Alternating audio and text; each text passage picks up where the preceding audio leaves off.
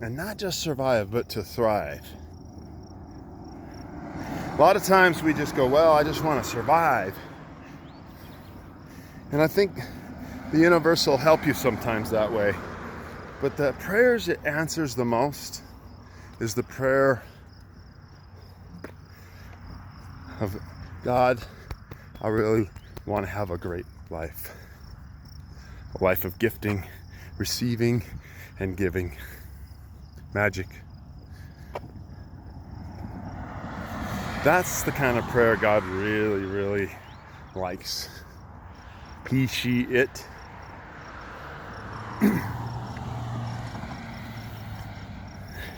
When it's offered with intensity and surrender in the night.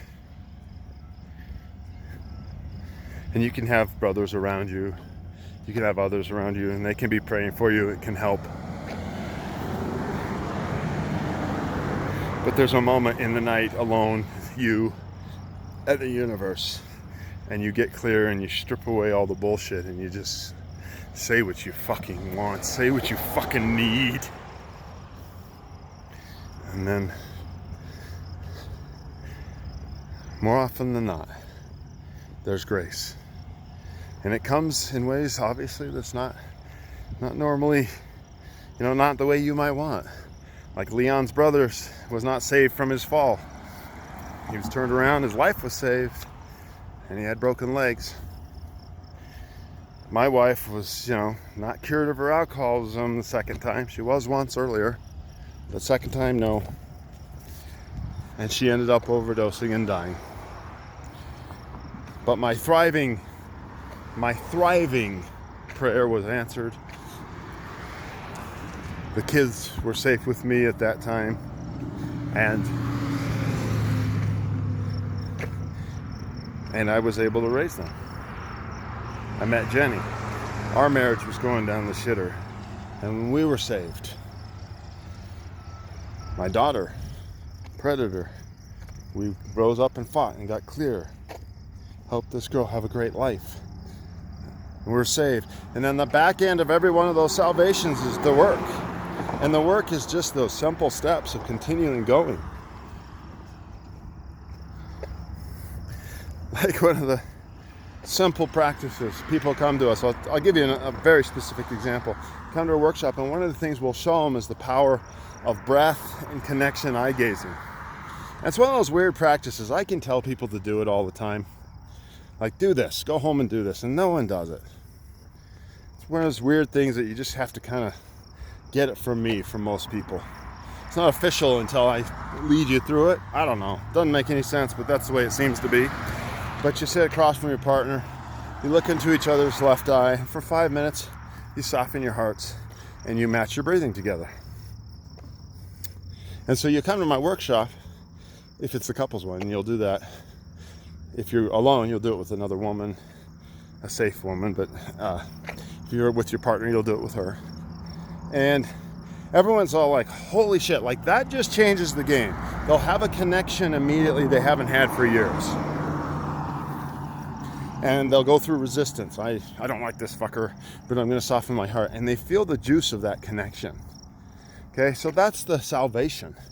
Like, you've come to me, I've saved you, because I've put this little practice so simple in front of you that just suddenly reconnects you. That's what happened to me and Jenny. We just reconnected through the eyes and breath. And we're like, oh, like it was back. What was lost was back. And then we had to go home and do the work. And I think that's the harder part. I think being saved is the easy part. I'm going to use a Star Wars reference for that, right? I think this is instructive. So Luke, in the first movie, or the fourth movie, New Hope, actually the first movie, he's gone down the trench and everyone's about to die. So they need salvation. Their particular breath of salvation is the continuation of the rebellion, the hope against the empire, the hope of freedom in the galaxy. A big one, right? And it turns out they need help. So after everything they do, Luke has that surrendered moment. And God or the alter ego or whoever it was gives him this moment. And this moment is what? Turn off the targeting computer. Like, get out of your head and get into your heart. Get out of your head and into your heart. Trust something deeper than you. Surrender. This is that prayer I'm talking about. When you're locked in the car and you surrender. My mind won't do it. Proof of that. Something else has to take over here. And I have to let it. If I try to control it, I will not get the door open. I will not save my marriage. If I let the universe come through me, it will save my marriage. Save my life. Or it won't. But more often than not, in this surrendered state, it saves it.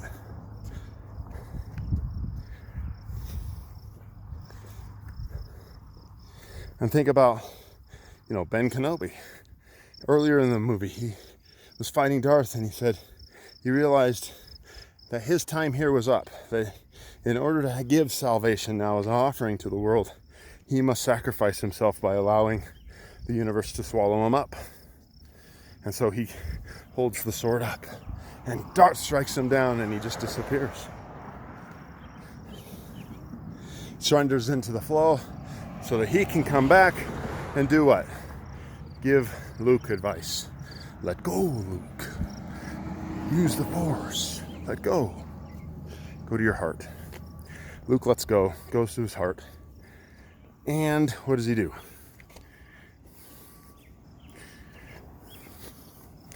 He's lined up. He's going to make the shot.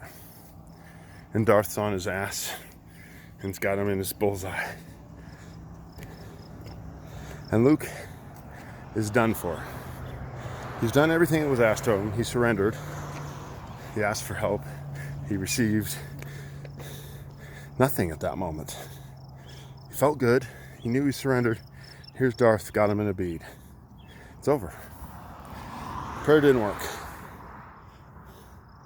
Until who shows up out of nowhere? Han Solo. Something turns in his heart. He's like, I want to take this money and get the fuck out of here. That's the smart thing to fucking do. But something's pulling him. Something changes his heart. And he comes back and he fires and saves Luke. Luke cannot save himself. Luke is saved. Darth has him. He's dead.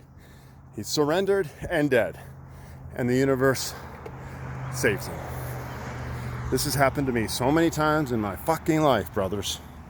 You want to come into the night, then get used to being surrendered and then being saved. And not the way you want it usually. I certainly would have preferred that my wife got sober and lived. She didn't. She died. But I was still saved.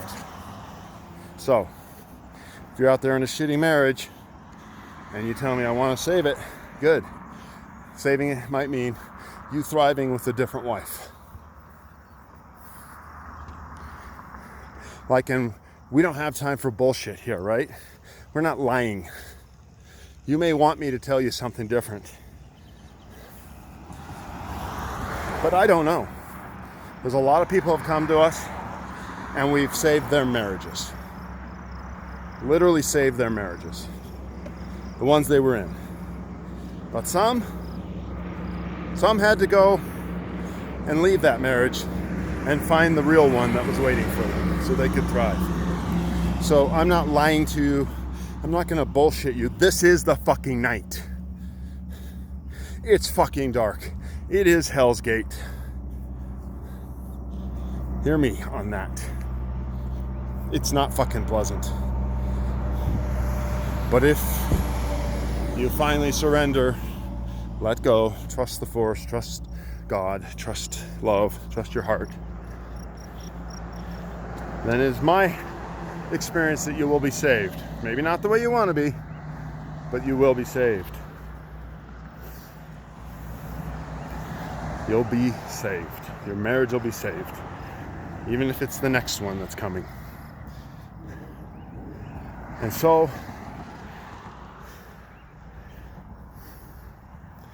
I'm speaking to you from someone who's been in the night, who's lost his wife. She died. It was fucked. I remember saying to God, I got down on my knees. I said, God, if you're going to save this family, it's going to be you. Like, I'm at the end of my rope. I've done everything I can. Nobody's coming to save you. This is bullshit. Because if nobody came to save me, I would have died.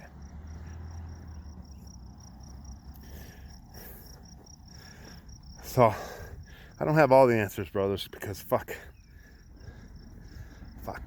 right? What else can you say? For those of you who don't like swearing, I am sorry, but what else is there to say when there's these 5 girls who die in a car and weren't saved? Who don't get to have a thriving, beautiful, happy life.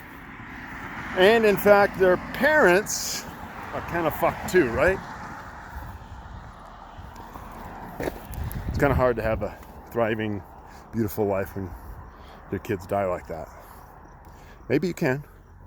Maybe there's grace and magic that comes in and lifts you up, and you get a vision of your children in heaven and it's all made right. I hope so. That would be a salvation too, right? Because those parents need to be saved. I guarantee you, they need to be fucking saved.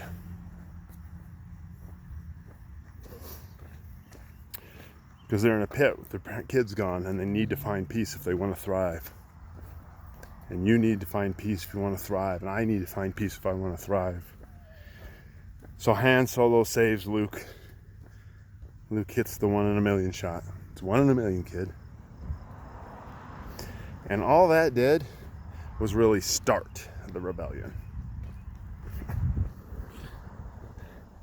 The movies show a little bit of it, but think of all the work that came after. And the dark days. Jenny and I have had those too. We were saved by David Data. Then we came home and we had to do the work. And sometimes it got dark again because the work was too fucking hard. Or sometimes the work wasn't working. We had to press through. And we're still there. Like, sometimes the work is too hard and sometimes it stops working and we just have to keep going. You see, we've been saved, and I think there's a responsibility of those who have been saved.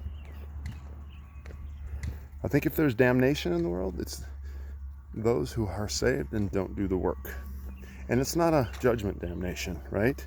It's not I think I'm better than you, you're damned, God's mad at you. It's just gravity, right? God gave birds wings.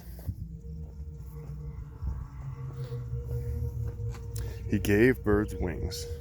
And in order to fly, they have to fly. They have to flap. They have to navigate the thermal. Sometimes they get to glide. Sometimes they're flapping. That's you, brothers. That's you. Sometimes you're going to have to fly and flap like hell. Sometimes you get moments when you glide. Sometimes the wind will come and turbulate you and send you spinning to the ground, and you'll have to do everything you can not to crash. And sometimes you will crash, and you'll get up and you'll flap those wings again because you've been saved. How? By being given wings. So nobody is coming to save you. I think as a motivational tool to do the work, if you're hoping to get out of the work, you're probably fucked. And nobody is coming to save you.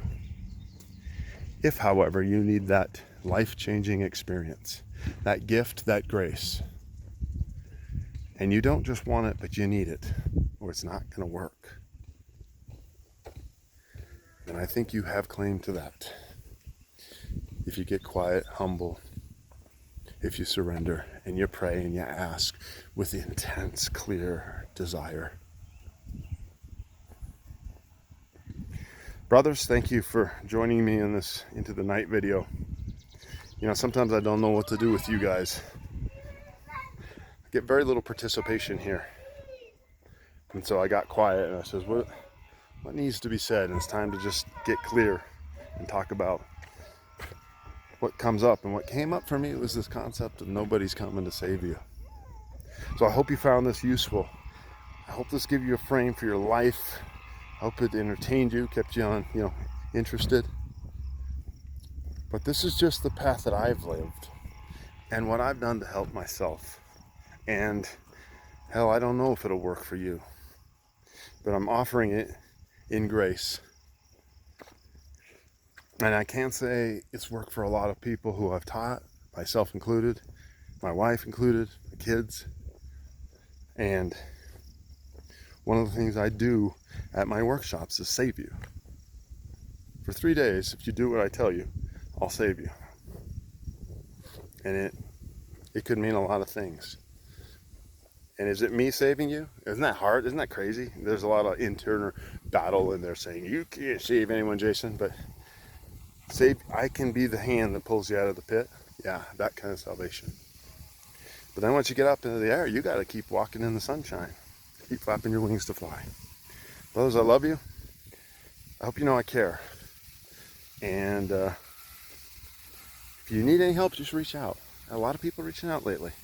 And they reach out and they say, I need help. And I'm all, okay, let's do this. And then they just disappear. I think they're late at night and they're drunk and they're thinking they need help. And then they reach out and then it just kind of goes away. And the next day they're like, oh, I don't need help. That's okay. I asked for a lot of help and then pushed it away. And then there were days when I asked for help, truly, and it showed up and I said, okay, yeah, I'll take it.